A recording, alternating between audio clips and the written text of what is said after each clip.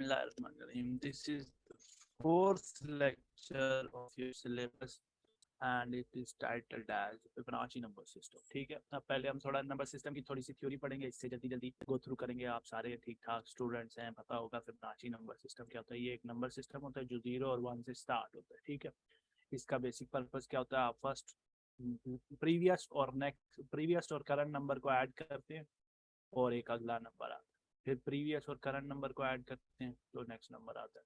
तो ये एक नंबर सिस्टम बनता है। ठीक है, तो 0 और 1, 1 1 और 2 3, 3 और 2 5, 5 और 3 8, 8 3 8 और 5 13, 13 और 8 21 और करते करते इस तरह हम कंटिन्यू करते करते ये सारी सीरीज बनती है। ठीक है, और ये एक ऑन गोइंग पॉजिटिव नंबर्स की सीरीज है। अब इसका क्या ताल्लुक है ट्रेडिंग के साथ? ट्रेडिंग के साथ इसका ये ताल्लुक है कि ये जो हमारा फिब टूल है, ठीक है, फिबोनाची टूल है, इसमें यहाँ पे कुछ रेशोज शो। ठीक है, इन रेशोज की डेरिवेशन इस नंबर से ही, इन नंबर्स के इस नंबर सेट से होती है। ठीक है, ये नंबर किस तरह है, 0 और 1 नंबर किस तरह है ये मैं बताता हूँ कि नंबर का ताल्लुक क्या है यहाँ पर। ठीक है, आहिस्ता आहिस्ता कंटिन्यू करते हैं। तो ये 0 और 1 तो हमें पता है 0% और 1%, ये एक स्विंग का स्टार्ट और स्विंग का एंड ये मार्क किया होता है। ठीक है, 0 और 1 क्या दे रहे होते हैं हमें, स्विंग का स्टार्ट और स्विंग का एंड। लेकिन इस 0 और 1 की पूरी बिगिनिंग से एक नंबर सिस्टम ये जो शुरू हो रहा है ना, 1 2 3 5 8 13 21 34 55, इनसे हम कुछ रेशोज डिराइव करते हैं। ठीक है, वो रेशोज की डेरिवेशन जब हो चुकी होती है, डेरिवेशन का एक खास तरीका है। ठीक है, उसमें से पहला तरीका ये है कि हम पहले नंबर को करंट नंबर को नेक्स्ट नंबर से डिवाइड करते हैं। करंट नंबर को नेक्स्ट नंबर से डिवाइड किया 0, 1 को 1 से डिवाइड किया 2, 1 को 2 से डिवाइड किया 0.5, 2 को 3 से डिवाइड किया 0.66, 3 को 5 से डिवाइड किया 6। अब ये जब हम 0.66 में घुसे हैं ना, ठीक है, इसके बाद ये 6 के बाद का नंबर चेंज नहीं होता। ठीक है, 3 से को 5 से डिवाइड किया 6 आ गया, 5 को 8 से डिवाइड किया 6255, 8 को 13 से डिवाइड किया 615, 13 को 21 से डिवाइड किया 619, 21 को 34 से डिवाइड किया तो 617, and when it enters 34 by 50 55 it goes into 618, और ये 618 के बाद ये नंबर चेंज नहीं होता। आप फिबोनाची का कितना भी बड़ा नंबर ले लें, उसको पिछले नंबर से आप डिवाइड करें। ठीक है, कोई सा भी नंबर ले लें, उसको अगले फिबोनाची नंबर से डिवाइड करें, 0.618 ही आएगा। ठीक है, और ये जो रेशो है ना, ये हम इसको हम, क्योंकि ये बहुत बार रिपीट होती है और नेचर में कुछ पैटर्न्स में इन सारी चीज़ों में हमें नज़र आती है, तो इस वजह से हम इस नंबर को क्या बोलते हैं, आवाज़ सारों को ठीक आ रही है,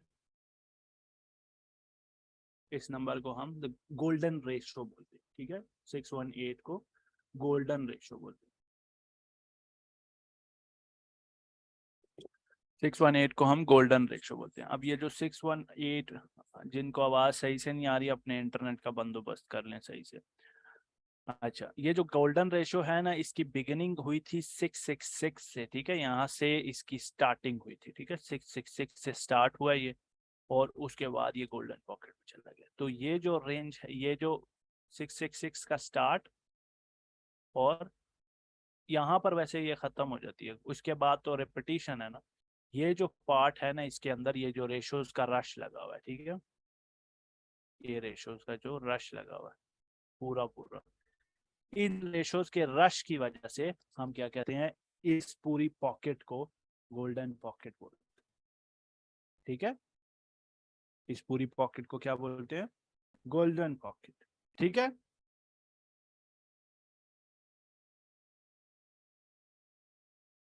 ठीक है, ओके।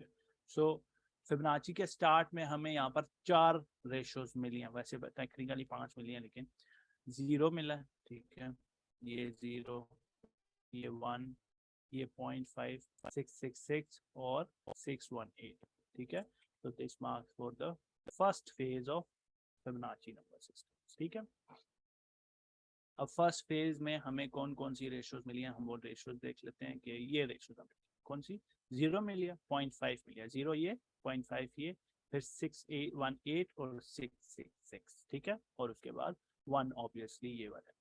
ठीक है, यहाँ तक सारे को लाउड एंड क्लियर है, कोई परेशानी नहीं, आगे चलूँ? अगर कोई क्वेश्चन है वो लिख के रख लें, हम आगे जाके फिर वापस आ जाएंगे, कोई परेशानी नहीं है। जब हम लेक्चर क्लियर करा चुके होंगे फिर Q&A में फिर अलग से आंसर दे दूंगा, कोई परेशानी नहीं।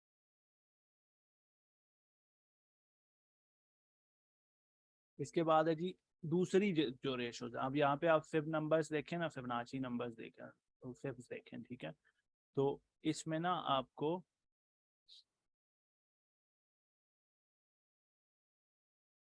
ये तो चलो इसके साथ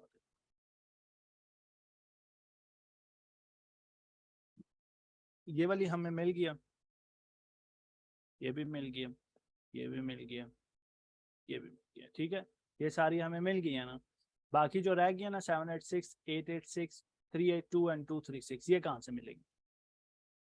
ठीक है, ये कहाँ से आ रही हैं? ये तो अभी तक अभी हमें कितनी 5 मिली है, मतलब टेक्निकली 4 मिली हैं, लेकिन बाकी जो 4 हैं वो कहाँ से आएंगी? वो यहाँ से आएंगी कि अभी हमने लास्ट टाइम क्या किया था कि फर्स्ट नंबर को नेक्स्ट नंबर से डिवाइड किया। अब हम क्या करेंगे, फर्स्ट नंबर को एक नंबर छोड़कर अगले नंबर से डिवाइड करेंगे, ठीक है।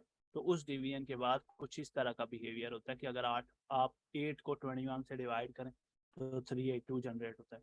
55 को 144 से डिवाइड करें 382 जनरेट होगा। 89 को 233 से डिवाइड करें 382 जनरेट होता है, ठीक है। और अगर आप दो नंबर छोड़कर, ठीक है, यहाँ से 382 आपको मिल जाएगी। अगर आप दो नंबर छोड़कर, मतलब 8 को 21 से डिवाइड करने के बाद बजाय 8 को 34 से डिवाइड करें, ठीक है, 8 को 34 से डिवाइड करें तो 236 आता है, ठीक है। अब ये रेशोज जो हैं हमने हमारे सिस्टम्स पे इस्तेमाल करना क्यों शुरू किया, क्योंकि थ्रू आउट द चार्टिंग और हिस्ट्री हमने जब जब जब फिर ड्रॉ किया, हमें इन लेवल्स पर, इन्हीं खास लेवल्स पर, इन्हीं मैथमेटिकल लेवल्स पर रिएक्शंस देखने को मिलते हैं, ठीक है। बेशक वो रिजेक्शंस हों, बेशक वो ब्रेकआउट्स हों, बेशक वो पंप्स हों, बेशक वो विक ऑफ्स हों, वट एवर इट इज, ठीक है।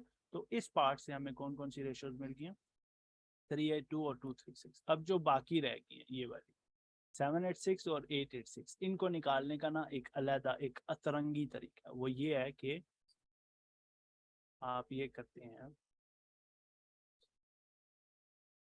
वो ये है कि आप ना प्रीवियस जो 236 है ना, 786 जो आपने निकाला है, 618 जो निकाला है, ठीक है, 618 को का स्क्वायर रूट लें। स्क्वायर रूट पता है ना क्या होता है? स्क्वायर रूट तो पता होगा, इसको कहते हैं स्क्वायर रूट। इसके अंदर आप 61.618 रख के इसका आंसर निकालेंगे तो 786 आता है, और फिर 786 का एक और स्क्वायर रूट निकालें आप तो 886 आता है, ठीक है। तो यहाँ तक हमारी फिबोनाची नंबर्स के लिए का काम था, जो जिन्होंने हमें क्या दिया, फिबोनाची रेशोज दिए, ठीक है। यार अब माइक का क्या मसला है? शुरू में आवाज का पूछने के बाद मैंने रिकॉर्डिंग ऑन किया, रिकॉर्डर डिस्टर्ब होती है इस तरीके से। अब मैं ऊंची कर दूंगा फिर ये रोला डलेगा, हाँ अभी और भद्दी आवाज आ रही होगी।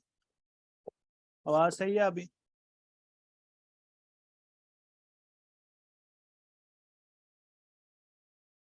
ये जिसको मसला था वो आवाज बता दे, आवाज ठीक है अब? तो ये हो गया जी आपके ये। अब इन नंबर्स का आपको पता होना चाहिए कि ये नंबर्स आए कहाँ से हैं, ठीक है, ठीक है। ये क्लियर है ना? ये नंबर्स कहाँ से आते हैं? 0.5382 886 618 786, ये कहाँ से आ रहे हैं? ठीक है, ओके। यहाँ तक हो गया जी इसका पार्ट। अब थोड़ा हम चलते हैं कि फिबोनाची रिट्रेसमेंट्स क्या होती हैं और एक्सटेंशंस क्या होती हैं। इस टूल का क्या नाम है जी? टूल का क्या नाम है? फिबोनाची रिट्रेसमेंट, ठीक है। अब रिट्रेसमेंट एक्चुअली बाय वर्ड इसका क्या मतलब होता है, ठीक है। रिट्रेस करने का क्या मतलब होता है? मैंने एक ये लाइन खींची है, इस लाइन के ऊपर मैंने दोबारा अगर लाइन खींची है तो मैं इसको क्या कर रहा हूँ? रिट्रेस कर, ठीक है। ऐसी बात है, ऐसी बात है ना? ओके। रिट्रेसमेंट का ये मतलब होता है हर कॉइन जो है ना, अब यहाँ पर ये जब मैं प्राइस सेक्शन बना रहा हूँ ना, ठीक है, प्राइस सेक्शन बना रहा हूँ, ठीक है, ये प्राइस है। आपने राइट साइड पर ये प्राइस मूवमेंट जो है ना, इस पर ध्यान देना क्या होगा, ठीक है। मैं प्राइस बना रहा हूँ, कॉइन नीचे से ऊपर आ रहा है, फिर नीचे जा रहा है, फिर ऊपर जा रहा है, फिर नीचे आ रहा है, फिर ऊपर जा रहा है, नीचे आ रहा है। ये प्राइस वाले पॉइंट में क्या हो रहा है?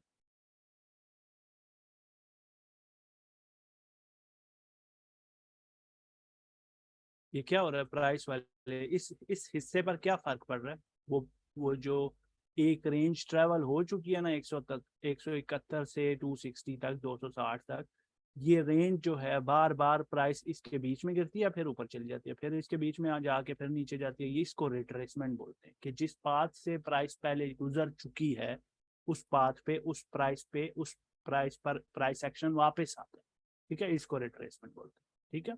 लेकिन जब ये जो रेंज है ना, अब ये जो रेंज मार्क होगी है, ठीक है, ये रेंज क्या होगी जब प्राइस इसके बीच में वापस आएगी, ठीक है, तो ये रेंज रिट्रेसमेंट हो रही है, तो ये रेंज रिट्रेस हो रही है, ठीक है, जब प्राइस इसके बीच में वापस आ रही है ये रेंज रिट्रेस हो रही है। लेकिन जो जब प्राइस एक नया एरिया एक्सप्लोर करने के लिए निकल जाती है, बेशक वो बेशक वो ऊपर है या नीचे है, ठीक है, इसको हम एक्सटेंशन कहते हैं, ठीक है। प्राइस ने ये इसकी रिट्रेसमेंट रेंज थी, अब प्राइस इसके बाहर रिट्रेसमेंट रेंज के बाहर निकल के ऊपर जाने लग गई, तो ये अनएक्सप्लोर्ड टेरिटरी है, ये वाली भी, ये वाली, ठीक है। तो ये जो अनएक्सप्लोर्ड टेरिटरी है ना, इसको हम एक्सटेंशन साइड कहते हैं, ठीक है। अब फिबोनाची जो टूल है ना, उसके अंदर दोनों चीजें होती हैं, रिट्रेसमेंट रेंजेस भी होती हैं और एक्सटेंशन रेंजेस भी होती हैं, ठीक है। तो ये है आपकी, अब ये नॉर्मल फिब मैंने ड्रॉ की हुई है, ठीक है, ये हो गई आपकी, ये नॉर्मल फिब है, ठीक है, ये यहाँ से ड्रॉ हुई है यहाँ तक, ठीक है। जो आपके फिब टूल पर फर्स्ट क्लिक होता है ना, वो आप वन वाला नंबर वन जो है ना, ये वन यहाँ पर आप फर्स्ट क्लिक कर रहे हो, और सेकंड क्लिक जो होता है वो आपकी जीरो वाले पॉइंट पर होता है, ठीक है। तो इसमें जो जीरो जो रेंज आपने डिफाइन की है ना, जिसके बॉटम से टॉप तक आपने प्राइस सेक्शन को खींचा है, ठीक है, मतलब ड्रॉ किया है टूल को, उसके बीच के जितने लेवल्स हैं जो अभी हमने निकाले हैं वो रिट्रेसमेंट के रेंजेस, रिट्रेसमेंट लेवल्स हैं, ठीक है, ये वाले, ये कौन से लेवल्स हैं, रिट्रेसमेंट पार्ट है, ठीक है। और इसके जीरो के ऊपर वाली साइड और जीरो के नीचे वाली साइड, दोनों साइड्स क्या हैं, एक्सटेंशन पार्ट्स, ठीक है। ये चीज क्लियर है, फिबोनाची रिट्रेसमेंट और फिबोनाची एक्सटेंशन, क्लियर है। ये दो अलग अलग टूल नहीं है, टूल एक ही है, फिब टूल ही है, ठीक है, टूल एक ही है, टूल का कोई वो नहीं, ठीक है। यहाँ तक हो गई जी आज की थ्योरी के फिबोनाची टूल क्या होता है, फिबोनाची का ये वो क्या है आपका, जो टूल है इसके बीच में मौजूद रेशोस का क्या काम है, ठीक है, ये सारी चीज।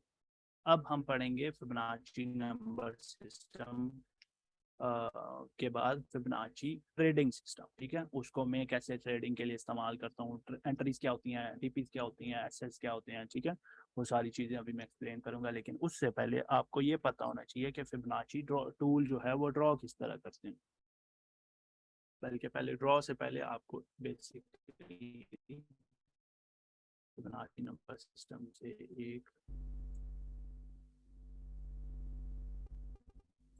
एक हम पहले सिस्टम पढ़ लेते हैं ना, उसके बाद हम चलिए उसको, ओके।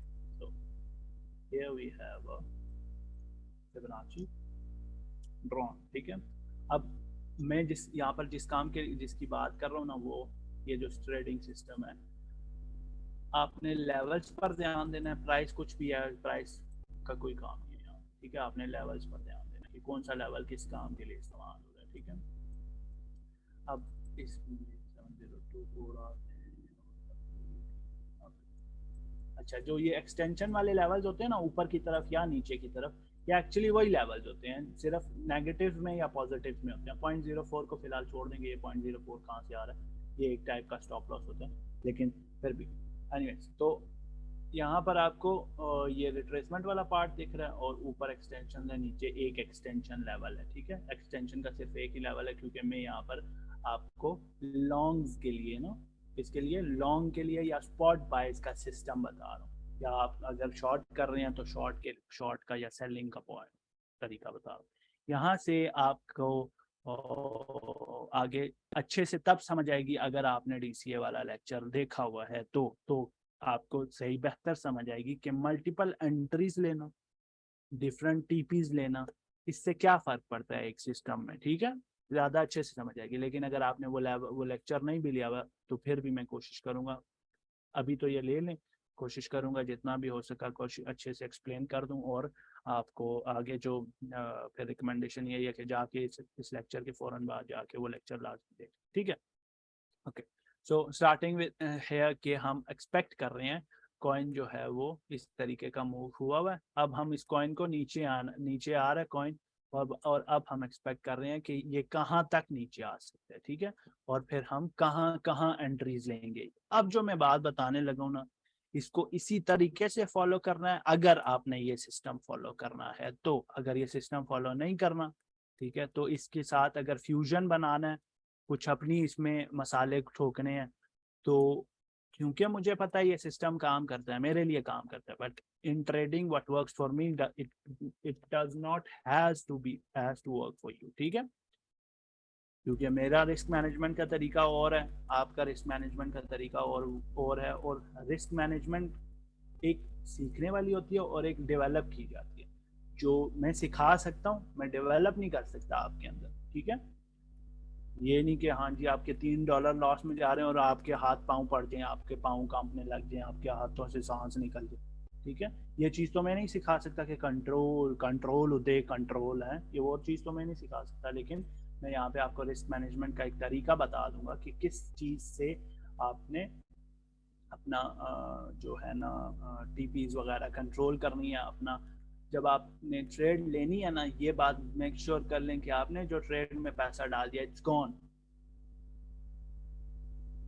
Already gone. अगर वो पैसा बच जाता है, ठीक है, अगर वो रिस्क मैनेजमेंट आपकी मतलब पैसा बच जाता है, आपकी ट्रेड ब्रेक इवन पर क्लोज हो जाती है, consider that to be in profit, ठीक है।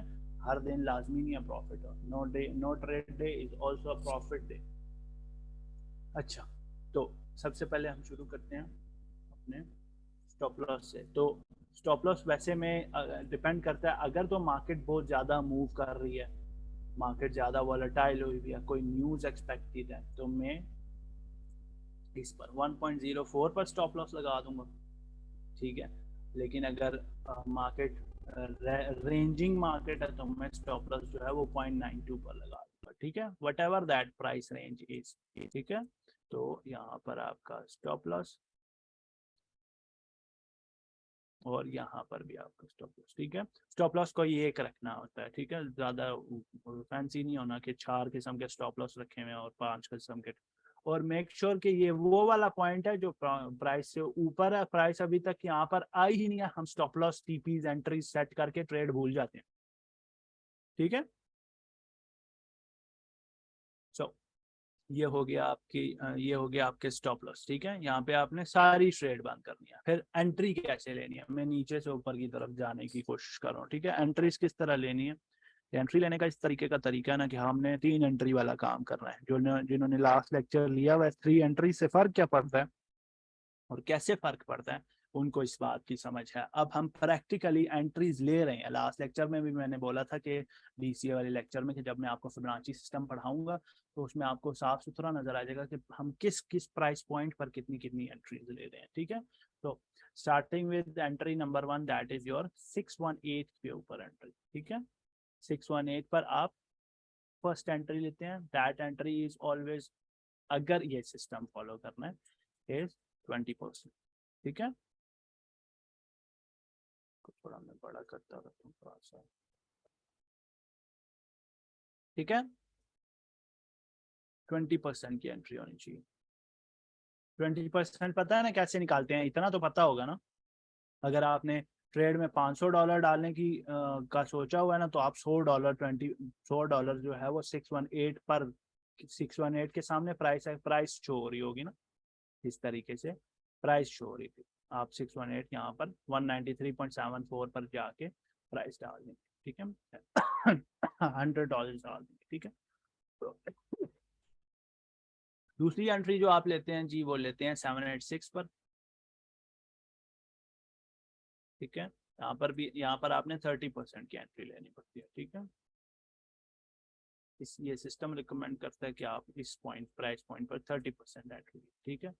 और लास्टली जो आपका 886 लेवल होता है, that recommends you to take entry of 50%, ठीक हो गया। तो ये होगी आपकी 3 एंट्रीज, ठीक है, ये क्लियर है। Common common common, type type type type type, 43 हो गए ऑलरेडी। इसके बाद आपके जो ये 0.5 वाला लेवल है ना, ये यहाँ पर इस वजह से है कि समटाइम्स आपको कॉइन में फोमो हो रहा होता है, तो आप ये जो 20% वाली एंट्री होती है ना, इसको या यहाँ शिफ्ट कर देते हैं या यहाँ शिफ्ट कर देते हैं, ठीक है। लेकिन सेकंड एंड थर्ड एंट्री वहीं पर रहनी चाहिए। तो 0.5 पर आपके पास लिबर्टी होती है, सेम केस जैसे लिबर्टी आपके पास स्टॉप लॉस यहाँ लगाना है या यहाँ लगाना है, उसकी लिबर्टी होती है, ठीक है। 30% 50% छोड़ना नहीं है। और ऐसी कोई ट्रेड ना हो, यहाँ पर जो बंदा भी लेक्चर सुन रहा है, इस बंदे का मुझे, यहाँ पर कितने बंदे बैठे हैं, 32 बंदे हैं, इन 32 के 32 बंदों में से किसी बंदे की आज के बाद मुझे इस तरीके का मैसेज आए, मोंटी भाई मैं ट्रेड में फंस गया हूँ, 40%, 70%, 80% या 800% लॉस में हूँ। अगर पढ़ा के भी यही हालत है कि अपना रिस्क मैनेजमेंट नहीं देखना, फिर फायदा पढ़ाने का, फिर आपका ये 5-10 हजार रुपया यहाँ पे करने का फायदा। स्टॉप लॉस हर ट्रेड में होना चाहिए, रिस्क टू रिवॉर्ड पर खेला करें। You have to risk something to gain something, और वो रिस्क पूरी जायदादें नहीं होती। $2-4 रिस्क करके दूसरी साइड से $5-10 निकालें और बाहर हो जाए ट्रेड से, दैट्स इट। लैम्बोर्गिनी नहीं निकालनी है ट्रेड से, और फोमो नहीं करना। ये कितनी बार बताई जाए चीजें। अच्छा, ये हो गया जी आपकी 3 एंट्रीज वाला सिस्टम हो गया। जिन्होंने लेक्चर लिया था उनको पता है कि जब हम 3 एंट्रीज लेते हैं ना, तो हम आपकी ना जो वो होती है एंट्री होती है, वो ग्रेजुअली ड्रॉप होती रहती है। तो we will consider this price point as, ये वाली जो वो है ना आपकी लाइन जो है, दिस रिप्रेजेंट्स के आपकी एवरेज एंट्री की, ठीक है। हम इस एवरेज एंट्री को, लेट्स से आपकी तीनों एंट्रीज फिल हो, ये भी फिल हुई, ये भी फिल हुई, ये तीनों फिल हुई, और आपका स्टॉप लॉस यहाँ लगा हुआ, ठीक है। जहाँ मर्जी करें, या स्पॉट में करें, फ्यूचर्स में करें, जहाँ मर्जी करें, हर जगह 3-4-10-25 एंट्रीज लग जाती हैं, कोई फर्क नहीं पड़ता। अच्छा, तो ये आपकी हो गई 3 एंट्रीज। तो ये जो ऑरेंज लाइन है, ये रिप्रेजेंट कर रही है आपकी एवरेज एंट्री को, ठीक है। कि आपने 20% यहाँ बाई किया, 30% यहाँ पे और 50% यहाँ पे, तो 786 से थोड़ा सा नीचे ना आपकी एंट्री आ जाती होती है मोस्ट ऑफ द टाइम्स, ठीक है, अगर आपने ये चीज़ फॉलो की हुई है तो। नेक्स्ट इज टीपी कहाँ पे होंगे। 0.5 का आपको मैंने मकसद बता दिया। 382 पर आपकी फर्स्ट टीपी होगी, और 382 पर आप कितना सेल करेंगे, पार्शियली सेल करेंगे if this trade is a swing. Swing trade पता है ना क्या होती है, लास्ट में मैंने बता दिया था कि कितने अरसे तक होल्ड करनी होती है, कितने कन्फ्लुएंसेस चाहिए होते हैं, वगैरह वगैरह, ठीक है। ये होगी आपकी first TP, and that TP takes about 20%। और आपने जैसे ही पहली टीपी हिट होती है, आपका जो स्टॉप लॉस है ना, let's say whatever that stop loss is, आपका स्टॉप लॉस एवरेज एंट्री पर आ जाएगा। इस तरीके से जैसे ही आप 20% एंट्री पर लेके आते हैं ना, आपकी ट्रेड जो है ना 20% सेल करते हैं, और आपकी लेट्स से आपने $500 का की ट्रेड लगाई है, और $100 आपने बुक कर लिया। $100 का ट्रेड जो है वो बुक कर लिया, और उस $100 पर वट परसेंटेज जितना भी प्रॉफिट हो रहा है, 10% हो रहा है, 25% हो रहा है, वट एवर दैट इज, वो प्रॉफिट भी आपने बुक कर लिया। पीछे रह गया $400 की ट्रेड, जैसे ही आपकी वो $400 की ट्रेड रहती है, स्टॉप लॉस आपने मूव कर देना है एंट्री पे, ठीक है। बेशक आपकी एक एंट्री फेल हुई है, 2 एंट्री फेल हुई है, इट डजंट मैटर, 382 हिट होगा, स्टॉप लॉस मूव होगा। समझ आ रही है। इससे फायदा क्या होता है, इससे फायदा ये होता है ट्रेड डी रिस्क हो जाती है। ट्रेड में अब आपका लॉस नहीं हो सकता, बेशक ट्रेड जीरो पर आके वापस बंद हो जाए, ठीक हो गया, ये चीज क्लियर है। मैं 2 एंट्री लिक्विडेट अमाउंट है पास लगे थे, बस ये जो भी लंबा सवाल लिखा हुआ है इसका जवाब एंड में दूंगा, पहले टाइम। यहाँ पे होगी जी आपकी TP1। TP2 जो है वो आपकी 236 लेवल पर होगी, ठीक है। जिस पर आप अगेन कितना सेल कर देंगे, 20% यहाँ सेल कर देंगे, और अपनी एवरेज एंट्री जो है वो TP1 पर ले आएंगे, ठीक है। जो स्टॉप लॉस है वो TP1 पर ले आएंगे। ठीक है, इसको हम ये जो पार्ट है ना जिसमें मैं स्टॉप लॉस मूव कर रहा हूँ, मुझे टीपी से इतना फर्क नहीं पड़ता जितना स्टॉप लॉस मूव करना किया मैंने या नहीं मूव किया, इससे फर्क पड़ता है। अच्छा यूज करके दिखाऊंगा, सब्र नहीं है, सब कुछ बताऊंगा। पहले ये सिस्टम देख लें, फिर चार्ट पर ड्राइंग किस तरीके से करते हैं वो भी बताऊंगा, टीपी हिट हो रही है नहीं हो रही, स्टॉप लॉस हिट हो रहा है, सब बताऊंगा, इधर ही। TP2 हिट होती है आपकी, ठीक है, तो आपने क्या करना है जी, 20% सेल कर देना, ठीक है, 20% सेल करके आपने अपना जो SL है वो TP1 पर लिया, ठीक हो गया। अगेन आपकी TP3 जो है अब इस पॉइंट पर, वैसे TP3 यहाँ पर है, ठीक है, 236 पर, लेकिन इस रेंज के बीच में ना 0 और 236 के बीच में अगर आपकी कोई सिग्निफिकेंट रेजिस्टेंस है यहाँ पर ना, TP1 और TP2 और 3 के बीच में ना, अगर आपकी कोई सिग्निफिकेंट रेजिस्टेंस है तो आपने TP3 वहां रखनी है। समझ आ रही है मैं क्या बात बोल रहा हूँ? अगर TP1 और TP2 और TP3 के बीच में, मतलब 236 और 236 के बीच में, 236 और -236 के बीच में कोई सिग्निफिकेंट रेजिस्टेंस है, ये जीरो लेवल हो सकता है, what ever that can be, ठीक है, जीरो लेवल हो सकता है, तो आपने TP3 वहां पर रखा, ठीक है। TP3 के हिट हो जाने के बाद और अपना स्टॉप लॉस जो है TP2 पर मूव करना है, ठीक है, ट्रेलिंग स्टॉप लॉस जो है साथ साथ साथ साथ साथ साथ मूव हो रहा है, ठीक है। जब TP3 हिट के बाद इंशाल्लाह TP4 हिट हो जाती है, ठीक है, TP4 हिट हो जाती है। अभी तक तो मैं सिर्फ आइडियल सिचुएशंस की बात कर रहा हूँ ना, आइडियल सिचुएशंस की, कि आपकी 3 एंट्रीज फेल हुई हैं और सारी टीपीज हिट हुई हैं। मैं अभी रियलिस्टिक प्रैक्टिकल चीजों पर भी आता हूँ, ठीक है, अल्हम्दुलिल्लाह। तो ये आपका TP4 हिट होती है, आपने 30% सेल कर देना और स्टॉप लॉस जो है वो TP3 पे ले TP3 पे ले आना। अब यहाँ पर एक चीज नोटिस करें, हमने क्या किया है, फर्स्ट TP पर 20% सेल किया, फिर 20% सेल किया, फिर 20% सेल किया, दैट इज 60%, 30% हमने TP4 पर सेल किया, ठीक है। और हम एक्सपेक्ट कर रहे हैं कि यहाँ तक बस होगी है ट्रेड की, बस इतना काफ़ी है, इतनी TP हिट होना काफ़ी है, ठीक है। लेकिन हम क्योंकि ग्रेजुअली बुक कर रहे हैं साथ साथ, ठीक है, और हमारी एवरेज एंट्री जो है ना वो शुरू से कितनी रही है, ये वाली, ठीक है। तो TP1 पर हमें कितना प्रॉफिट हुआ है जी, 17%, 174%, 117.4%, ठीक है। लेट्स से हम सिर्फ स्पॉट की बात कर रहे हैं, ठीक है, तो 17% को लेट्स से 20% लगे, हम थोड़ा राउंड ऑफ सिस्टम की बात करते हैं, ठीक है। तो $100 आपने यहाँ बुक की, $500 की इन्वेस्टमेंट पे $100 आपने यहाँ बुक की, ठीक है, 20% के हिसाब से कर लें, ठीक है। थोड़ा एवरेज एवरेज लेंगे, नहीं तो वो फिर हिसाब खराब हो जाता है, ठीक है। पीछे रह गया जी आपका कितना, $400, ठीक है। $400 की जो ट्रेड बची हुई है उसमें से सेकंड TP पर आपने 25% बुक किया, ठीक है। $400 का 25% कितना होता है,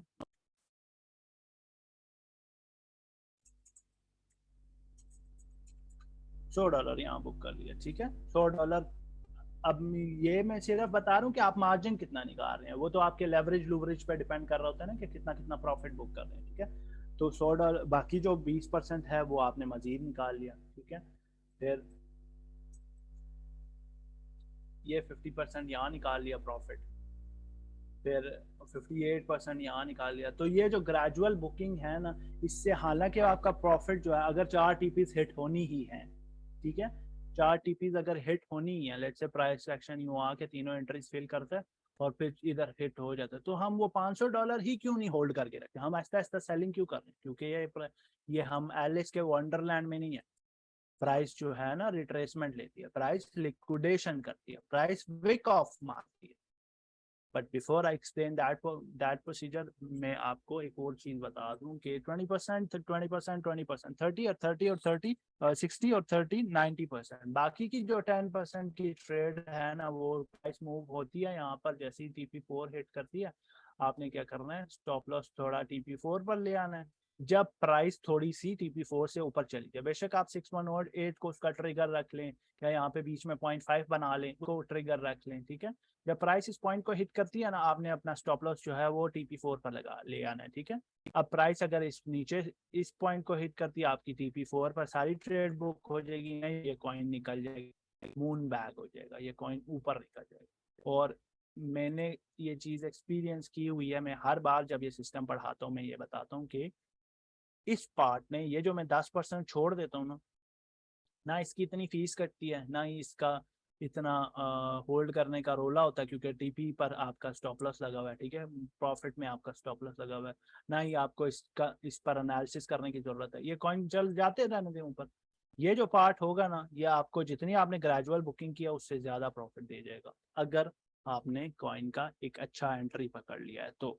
ठीक है, ये होगी रियलिस्टिक बात। अब हम चलते हैं कि थोड़ी सी नॉन रियलिस्टिक चीज, मोर प्रैक्टिकल बातों, कि हम स्टॉप लॉस मूव क्यों करते हैं। ठीक है जी, हम स्टॉप लॉस मूव क्यों करते हैं। स्टॉप लॉस इस वजह से मूव करते हैं ताकि आपकी जो रिस्क मैनेजमेंट है ना वो इन चेक रहे। अब what do I mean by in check. Okay, तो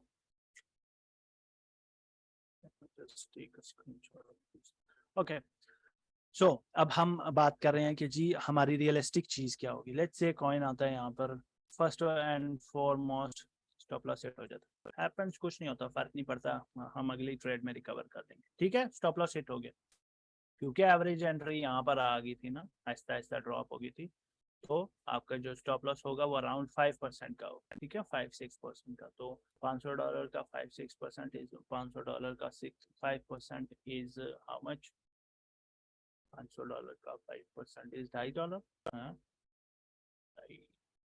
वट एवर, जितना भी है, $5 बनता है, $10 बनता है, हाँ, $2.5। ठीक है, $2.5, $30 अल्लाह दा नाई। 500 का 5%,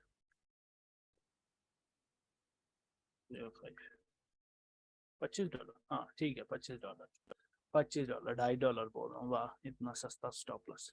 अच्छा, तो $2.5, 50, 25, $30 का आपको लॉस हो जाता है। ठीक है, लेकिन उसके अगेंस्ट आपको जो रिस्क टू रिवॉर्ड है ना वो बहुत ज्यादा मिल रहा है। ठीक है, अब वो रिस्क टू रिवॉर्ड किस तरीके से चेक करते हैं, हम इस पोजीशन टूल से चेक करते हैं। ठीक है, let's say we are longing this coin. ठीक है, तो आपकी एक टीपी यहाँ, एक एंट्री यहाँ हिट हुई है, और स्टॉप लॉस आपका यहाँ पे है। ठीक है, एंट्री हिट हुई है और आपकी एवरेज एंट्री आ गया यहाँ पे। ठीक है, अब एवरेज एंट्री यहाँ पर आ रही है, इवन आपकी फर्स्ट टीपी पर आपका जो रिस्क टू रिवॉर्ड है वो 3.58% है। मतलब अगर आप 25% जो है वो लूज कर रहे हैं, $25 लूज कर रहे हैं, तो 25 का 4 गुना, ऑलमोस्ट 4 टाइम्स, $200 आपको फर्स्ट टीपी हिट होने पर प्रॉफिट होगा। ठीक है, अगर इसको थोड़ा और इंक्रीज करते हैं तो 5 रिस्क रिवॉर्ड 5 हो गया, विच मीन्स कि अगर आप 25% लॉस कर रहे हैं, $25 लॉस कर रहे हैं, तो $225 प्रॉफिट होगा। यहाँ पे आपका रिस्क टू रिवॉर्ड $10 हो जाता है, 25 का 250 मिल रहा है, पता नहीं मैं क्या बोल रहा हूँ, 250 होता है 25 का 10x, 25 का 555, हाँ 125, यहाँ पे 250। ठीक है, और इस पॉइंट पर अराउंड 60%। ठीक है, तो जो रिस्क टू रिवॉर्ड है ना उसको हाई और रिस्क को कम करना है, रिवॉर्ड को ज्यादा और रिस्क को कम करने के लिए हम डीसीए में एंट्री लेते हैं। और ये चीज मैंने ब्रीफली थियोरेटिकली एक्सप्लेन कर दी थी in the last lecture where I talked about DCA. ठीक हो गया, तो आपका पहले पहले स्टॉप लॉस हिट हो जाता है, हैपेंस, कोई नहीं, इंशाल्लाह आगे रिकवर हो जाता है। फर्स्ट टीपी हिट होती है, ये नीचे आया, टीपी हिट हो गई है। ठीक है, ये टीपी हिट हुई है, और टीपी हिट, अगर टीपी हिट हो जाता है, अगर, अच्छा एक और चीज बीच में मैं भूल गया, आप अगर आपकी 3 एंट्रीज फेल होती हैं तो आपने गोल्डन पॉकेट पर ना बहुत बहुत ध्यान देना है। अगर कॉइन स्ट्रगल कर रहा है गोल्डन पॉकेट पर, तो आपने टीपी 1 निकाल लेनी है गोल्डन पॉकेट पर ही। ठीक है, टीपी 1 निकाल लेनी है गोल्डन पॉकेट पर ही, अगर गोल्डन पॉकेट से स्ट्रगल कर रहे हैं। अगर तो ऐसा हुआ है ना, कॉइन ना ऐसे नीचे आया, एक विक मार के आपकी तीनों कॉइन एंट्रीज फिल कर गई हैं। ठीक है, और फिर वापस गोल्डन पॉकेट के ऊपर चला गया। ठीक है, अगर तो ये केस हो जाता है फिर दैट्स ग्रेट कि आप अपनी एवरेज एंट्री जो है उसके हिसाब से प्रॉफिट में होगे। गोल्डन पॉकेट पर जब कॉइन आया प्रॉफिट में होगे तो वो कॉइन ट्रेड आप होल्ड करके रख सकते हैं। लेकिन अगर कॉइन ने नीचे 3-4 क्लोजिंग दे दी और ऊपर जाते हुए उसको गोल्डन पॉकेट से पंगे हो रहे हैं, रिजेक्शन हो रही है, ठीक है, तो आप 20% निकाल लें यहाँ पे और एंट्री पर स्टॉप लॉस कर दें, ठीक है, विच मीन्स कि आप ट्रेड को डी रिस्क कर रहे हैं, ठीक है। लेकिन अगर आपकी TP1 जो है वो इस साइन में हिट होती है कि कॉइन एकदम से नीचे आया, तीनों एंट्रीज फेल करके वापस ऊपर जा रहा है, वापस ऊपर जा रहा है और 20% हिट हो जाती है, फर्स्ट TP हिट हो जाती है, 20% बुक किया, अब कॉइन नीचे आ रहा है, नीचे आ रहा है और आपकी एवरेज एंट्री पर आ जाता है। इसी वजह से हम स्टॉप लॉस यूज करते हैं कि ये ना हो कि इसने 20% यहाँ पर प्रॉफिट में दे दिया, ठीक है, और ये अब 80% वाली जो रिमेनिंग ट्रेड है उसका स्टॉप लॉस ना हिट करने आ जाए, ठीक है। ऐसा हो सकता है ना, कॉइन लोअर हाई बना रहा है, ऐसा हो रहा है, हो सकता है इस तरीके का ट्रेंड बना रहा हो कॉइन, ठीक है। तो वो स्टॉप लॉस जो है ना, उस स्टॉप लॉस से बचने के लिए आप स्टॉप लॉस को ट्रेड को डी रिस्क कर देते हैं, पहली TP हिट होती जाए ट्रेड को डी रिस्क कर, ठीक हो गया, समझ आ गई बात। इस वजह से ये बेसिक रीजन होता है स्टॉप लॉस मूव करते रहने का, ठीक है।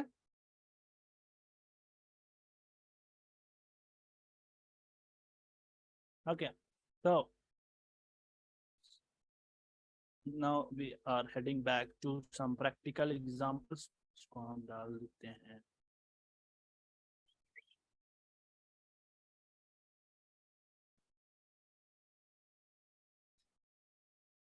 ओके,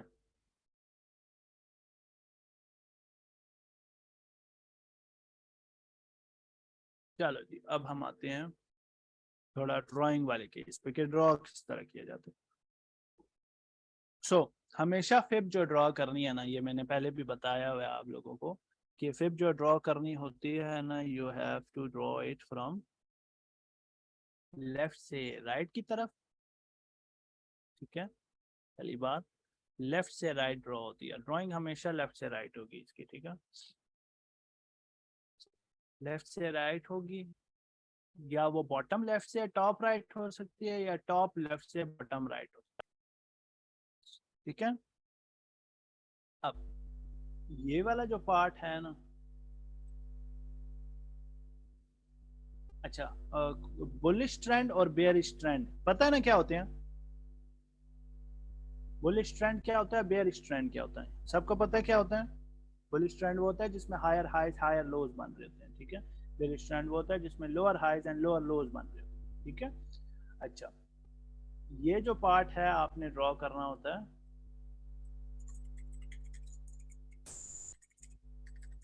बुलिश ट्रेंड में, ठीक है, और ये आपने ड्रॉ करना होता है बेयरिश ट्रेंड में, ठीक हो गया। अब बुलिश ट्रेंड वाला और बेयरिश ट्रेंड, इसमें ड्राइंग करने का मकसद क्या है। बुलिश ट्रेंड में तब ड्रॉ कर रहे हैं जब आप क्या ट्राई कर रहे हैं, टू कैच लॉन्ग्स, ठीक है। और बेयरिश ट्रेंड में ड्रॉ करने का क्या मकसद है, हम क्या कैच करने की कोशिश कर रहे हैं, सही से समझ आ रही है।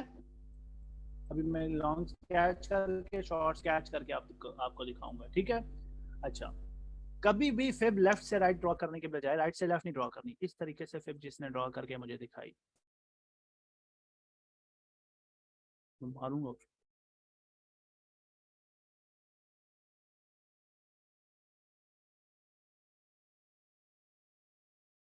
इस तरीके से कोई बंदा फिब नहीं ड्रॉ करेगा,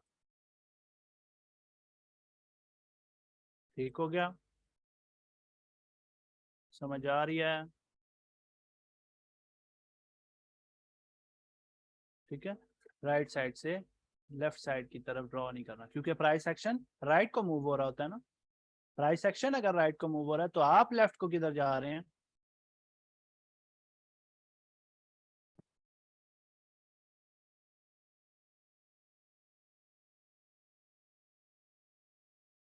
ओके। सो नेक्स्ट पॉइंट,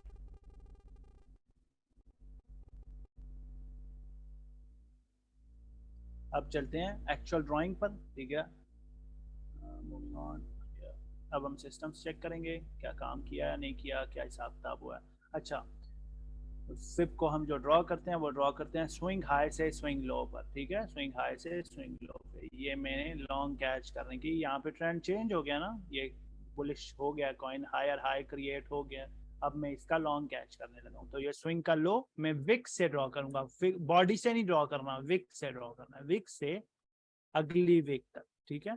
अब आपको बेहतरी ये है कि आपने क्या करना है, इसको ड्रॉ करने से पहले ये सेटिंग शूटिंग सारी कर लेनी है, अगर मेरा सिस्टम फॉलो करना है तो, ठीक है। ये सेटिंग है सारी, बेशक स्क्रीनशॉट ले लें, मैं आपको इसका वो भी भेज दूंगा, स्क्रीनशॉट भेज भी दूंगा, ठीक है।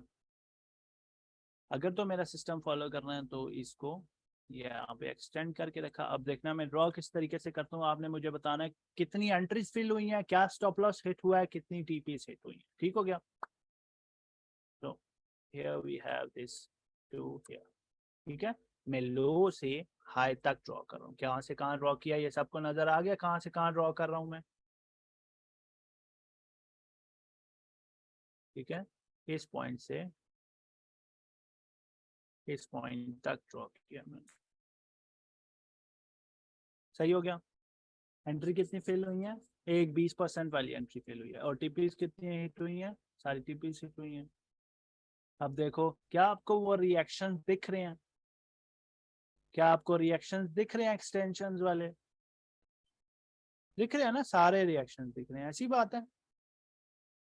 देखो ये पॉइंट ऊपर पंप हुआ है, वो रिजेक्शन दिख रही है, फिर रिजेक्शन नीचे आया, फिर पंप होने की कोशिश की गई, वो सारी चीजें दिख रही, ठीक है। और ये अनएक्सप्लोर्ड टेरिटरी में भी नजर आ रही होंगी आपको चीज, ठीक है। हम और एग्जांपल्स देखते हैं इसी की, शॉर्ट्स वाली एग्जांपल देखते हैं, जब कॉइन बेयरिश हुआ था, ठीक है। ये बेयरिश हो गया ना, लोअर हाई क्रिएट किया, ठीक है।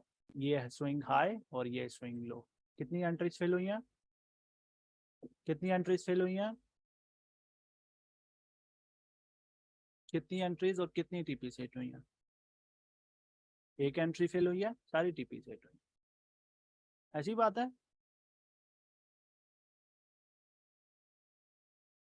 फिर हम देखते हैं, अब यहाँ पे आपका ये भी लोज में है, ठीक है, मतलब ये भी लोअर हाई क्रिएट हुए हैं, क्या यहाँ पर एंट्री फिल हुई होगी, ये लोअर लोअर हाई है ना, एंट्री फिल हुई है, टीपी हिट हुई है। अब देखो ये वजह है कि हम स्टॉप लॉस मूव कर देते हैं, आपकी ये 382 वाली टीपी हिट हुई है ना, ठीक है।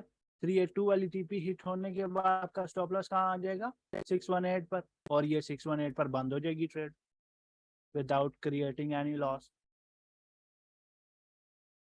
ठीक हो गया। अब हम स्टॉप लॉस जब हिट हुआ है वो भी देख लेते हैं। अब इसने हाई क्रिएट किया ना, और हम, मुझे क्या पता ये आगे क्या प्रिंट करेगा, ठीक है। मैं तो लॉन्ग्स की लेके ड्रॉ करूंगा, ये लो है, ये हाई है। अब ये 1.04 वाला हिट हुआ है, ये भी हिट हो गया, दोनों स्टॉप लॉस हिट हुए हैं, ठीक है। ये लो से हाई ड्रॉ किया, मेरी एक एंट्री भी हिट हुई, दूसरी एंट्री भी हिट हुई, तीसरी एंट्री भी हिट हुई, स्टॉप लॉस भी हिट हुआ, and that's it, I am out of the trade, ठीक हो गया। अब ये बात, एक और चीज जो लोग कंफ्यूज होते हैं, वो एक इस लेक्चर की आखिरी चीज है, और उसके बाद हम वो करेंगे, Q&A लेंगे, दैट इज के लो कौन सा लेना होता है, ठीक है।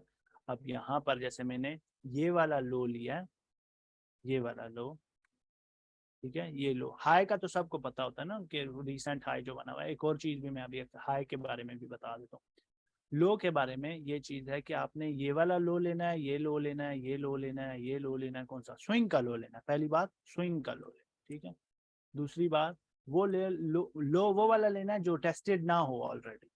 टेस्टेड का क्या मतलब है कि आपको ये कह सकते हैं कि आपने ना ये लो लिया हुआ हो, इस तरीके से आप इसको चेक कर सकते हैं। अगर ये इस स्विंग का हाई है ना, ठीक है, ये लो है, ये हाई है, ठीक है। क्या ये टेस्ट हुआ है, इसने 0.5 और 618 ऑलमोस्ट टच किए हुए हैं ना, ठीक है। दिस मीन्स कि ये वाला लो टेस्टेड है। जो अनटेस्टेड लो होता है ना उसको लेते हैं, ये वाला लो टेस्ट नहीं हुआ हुआ ना, मतलब इस लो से जो हाई बना है उसके रिट्रेसमेंट अगर टच हो चुके हैं, जैसे जब ये वाला लेवल टच हुआ ना, ये लो एक्सपायर हो जाएगा। अब न्यू लो ये वाला, अब इस लो का हाई कौन सा है वो भी मैं दिखा देता हूँ, ये लो है, ठीक है, इसका इस लो से, अब क्योंकि ये बड़े टाइम का लो है ना, इस लो से हाई कौन सा क्रिएट हुआ है, वो वाला ऊपर वाला, ठीक है। अब क्या उसके एंट्रीज फेल हुई हैं, ये एंट्री फेल हुई, कितनी दूसरी टीपी हिट हुई है, नहीं एक टीपी हिट हुई है, नहीं, ये भी नहीं हिट हुई है, नॉट रियली। अच्छा, ये नॉन लोगरिथमिक स्केल पर अभी देखो, ये लो और वो हाई इसका सेलेक्ट हुआ है, ठीक है। ये आपकी 3 एंट्रीज फेल हुई हैं, 1 2 एंड 3, तीनों एंट्रीज फेल हो गई हैं, तीनों एंट्रीज फेल हुई हैं। और आपकी अभी देखो, मैंने आपको बोला था गोल्डन पॉकेट पर अगर आपको रिजेक्शन दिख रही हैं, वहां पर आप बुक करके वापस निकाल। अगर आप इस तरह की रिस्क मैनेजमेंट कर सकते हैं तो फिर आपको बहुत ज्यादा प्रॉफिट निकाल के दे सकते हैं, ठीक है। मैं आती हूँ लॉगरिथमिक चार्ट पर, क्योंकि मुझे वहां पे बेहतर पर्सपेक्टिव दिखता है। अच्छा, एक और बात, ये फिब अभी कोई नहीं ड्रॉ करेगा, क्यों? क्योंकि ये स्विंग का एंड हुआ है नहीं हुआ, अभी यही कैंडल इधर तक आ जाए, मुझे क्या पता। जब तक ये हाई पूरा नहीं होता, ये स्विंग पूरी नहीं होती, और स्विंग पूरी कैसे होती है, होगी नहीं होगी, ये कैसे पता लगेगा? अभी तक ये किस ट्रेंड में है, ये हाई क्रिएट हुआ है, ये हायर हाई लोअर हाई है, और ये हायर हाई क्रिएट करने की पोटेंशियल रखता है ना, तो ट्रेंड बुलिश हुआ है ना इस सेंस में, ठीक है। लेकिन इसकी दूसरी जो, अगर मैं वीकली टाइम फ्रेम पे आऊं, तो इस हाई से लोअर हाई, इस लो से हायर लो, तो ये एक टाइप के पैरेंट में घुसा हुआ है ना, तो इस तरीके की चीज को आप अवॉइड करते हैं कि एक साइड से बुलिश सिग्नल्स हैं, एक साइड से बेयरिश सिग्नल्स हैं, इसका ये अब बेयरिश पैरेंट है ना, ये और नीचे गिरने के पोटेंशियल में अभी तक, अनलेस ये इस हाई को नहीं ब्रेक कर देता। अगर ये हाई ब्रेक कर देता है और फिर स्विंग नीचे आती है, लेट्स से ये यहाँ तक चला जाता है, इस हाई तक चला, ठीक है, फिर हमारे लिए ये entries and TPs and everything बन जाता है, ठीक है जी। यहाँ तक हुआ जी आज का lecture, I think more than enough हो गया, ठीक है। और इसमें रिस्क मैनेजमेंट का पार्ट बहुत ज़्यादा इंक्लूड मैंने कर दिया। एक और चीज़ जो रिस्क मैनेजमेंट से रिलेटेड मैं आपको बता रहा हूँ वो ये है जी के,